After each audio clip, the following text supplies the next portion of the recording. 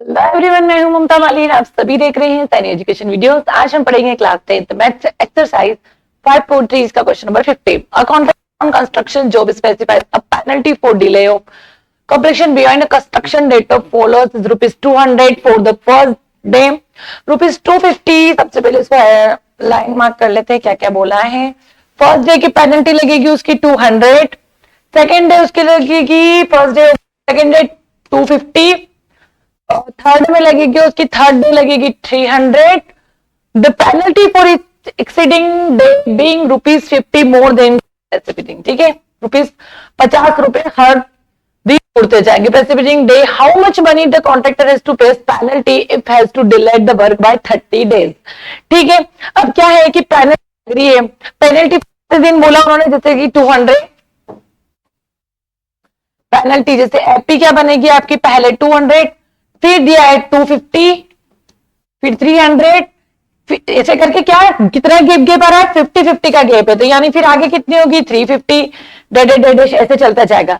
अब क्वेश्चन में ये बोला है कि आपको 30 डेज, ठीक है, 30 डेज का कितनी पेनल्टी होगी, यानी कि अपने को सम निकालना है, वो भी कितने एज 30, समझ लो एज 30। तो ये 30 क्या दे रखा है आपको, एन दे रखा है, यानी कि क्या अपने पास फर्स्ट टर्म है 200, ठीक है, कॉमन डिफरेंस कितना आ रहा है 50। ठीक है, फिर कॉमन डिफरेंस आपको पता है कैसे निकालोगे, एक बार और बता ही देती हूँ। यहाँ पे A2 माइनस A1 होता है, तो 250 माइनस 200, तो कॉमन डिफरेंस कितना आएगा आपका 50, क्योंकि 50-50 की ही गैप थी। तो D is equal to 50। Common difference मेरे पास है, फर्स्ट टर्म मेरे पास है, ठीक है, और क्या गिवन है आपको, एन कितना है यहाँ पे 30 डेज का सम निकालना है, यानी कि एन 30 दे रखा है, एन इज इक्वल टू 30 दे रखा है। ठीक है, सम निकालना है 30 डेज का, यहीं पे कर देते हैं थोड़ा सा, देखो 30 इज इक्वल टू फॉर्मूला क्या होगा आपका, n/2 2a plus n minus 1d। Values put करेंगे, S 30 is equal to n 30/2, 2 into first term क्या है भाई मेरे पास 200 प्लस n कितना है आपका 30 माइनस 1, कॉमन डिफरेंस आया है 50। ठीक है, चलो एज 30 सेम चलेगा, यहां से डिवाइडेशन कर दो 15 इज इक्वल टू, इसमें ब्रैकेट में क्या होगा, 2 का मल्टीप्लीकेशन 200 के साथ करोगे तो 400 प्लस 30 माइनस 1 29 इंटू 50। यस, अब यहां पे क्या करना है, इसको सॉल्व करना। ऐसा नहीं कि आप दोनों को जोड़ के फिर मल्टीप्लीकेशन करो, नहीं, आपको इसको अलग सोल्व करना है, मतलब कि ये अलग डिजिट है। 29 इंटू 50 को सोल्व करके फिर आप इसे 400 जोड़ोगे। ठीक है, तो S 30 is equal to 15 400 plus 29 into 50, zero बाद में लगा देंगे, 29 में 5 का मल्टीप्लीकेशन करेंगे तो कितना आएगा। ठीक है, तो पीछे एक जीरो बाकी है, तो यहाँ पे एक जीरो लगा देंगे। ठीक है, तो कितना आ रहा है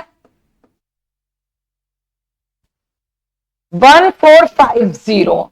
मैंने क्या करा 29 इंटू 5 कर दिया, तो 145 आ रहा है, जीरो मैंने जीरो ऐसा ऐसा उतार दिया। ठीक है, अब यहां से देखोगे अगर आप, क्या बच रहा है आपका 30 इज इक्वल टू 15 आपका चल रहा है इंटू, अब यहां पे देखो जब 400 और 1450 को ऐड करोगे तो कितना आएगा, देखो 1450 में 400 ऐड करना है ना, 1450 में 1850। ठीक है, तो कितना आ रहा है आपका 1850। ठीक है,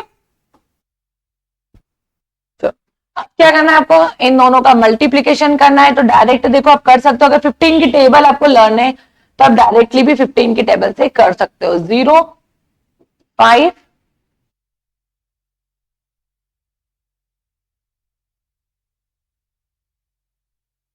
27। ठीक है, 27750, मैंने डायरेक्टली 5 की टेबल से ही मल्टीप्लिकेशन किया है।